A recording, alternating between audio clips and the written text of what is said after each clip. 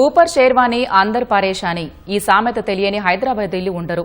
సైబరాబాద్ కార్పొరేషన్లో కొత్తగా ఏర్పడిన అంజయ్య నగర్ డివిజన్కు ఈ సామెత సరిగ్గా సరిపోతుంది.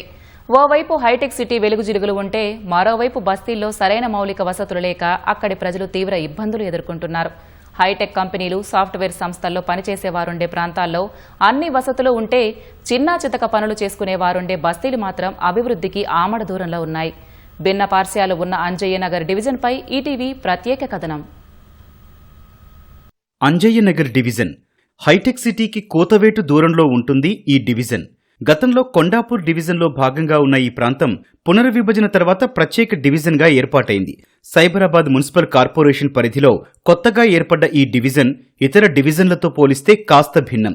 ఓవైపు అంతర్జాతీయ స్థాయి సాఫ్ట్వేర్ సంస్థలు, మరోవైపు పేద మధ్యతరగతి ప్రజల నివాసాలతో మాస్ అండ్ క్లాస్ సంస్కృతుల నిలయంగా ఉంటుంది. సాఫ్ట్వేర్ కంపెనీల్లో పనిచేసే వేలాది మంది ఐటీ ఉద్యోగులు ఆకాశ హర్మ్యాల్లో నివసిస్తుంటే ఆ కంపెనీలకు పనిచేసే సెక్యూరిటీ గార్డులు, ఇతర కార్మికులు అక్కడి బస్తీల్లో ఉంటారు. అత్యాధునిక ఐటీ హబ్లకు పక్కనే ఉన్న తమ బస్తీలను పట్టించుకునేవారే లేరని పలు కాలనీల వాసులు వాపోతున్నారు.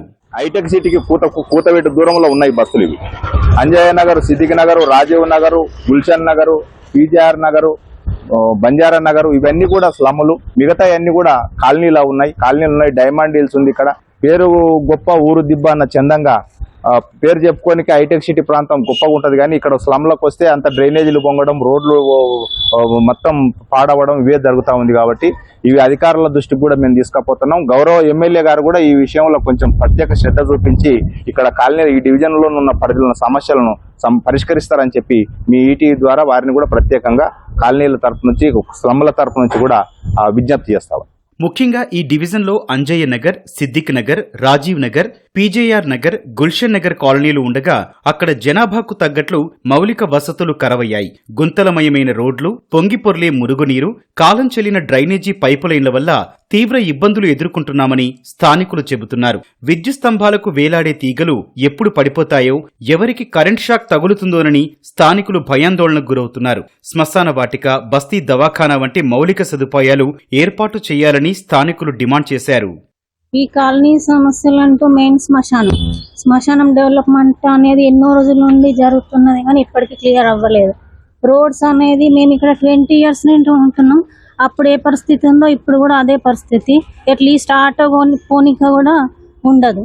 వాటర్ వచ్చినా కూడా డ్రైనేజీ వాటర్ కలిసి రావడం జరుగుతుంది. బూస్టర్ వేయాలని ఇంతకు ముందు కూడా మేము మహిళల అందరం కలిసి రిక్వెస్ట్ చేసినాం, అయినా కూడా అవ్వలేదు. వీళ్ళకైతే చాలా ఇబ్బంది అవుతుంది.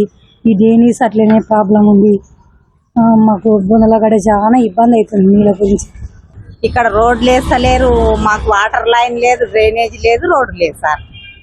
చాలా అతి దారుణంగా ఉంది. డ్రైనేజీలు కానీ కరెంటు పోలు ఎప్పుడో 20 సంవత్సరాల క్రితం వేసినా ఎప్పుడు పట్టకూడదు తెలియని పరిస్థితి.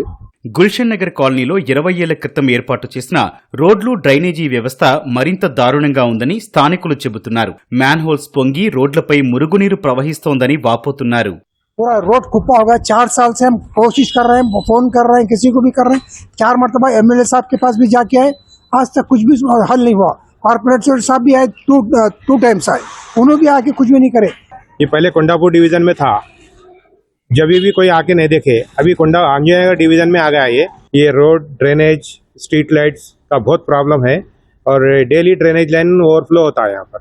और जो पीने का पानी है वो भी जो है सही नहीं आ रहा है. कभी कभी जो है मैला पानी मिल के आता है इसमें. इसलिए हम जमाने से जो है बोल रहे हैं बहुत दिन से. మున్సిపల్ అధికారులు, ప్రజాప్రతినిధులు వెంటనే స్పందించి అంజయ్య నగర్ డివిజన్లో మౌలిక వసతులు కల్పించాలని స్థానికులు కోరుతున్నారు.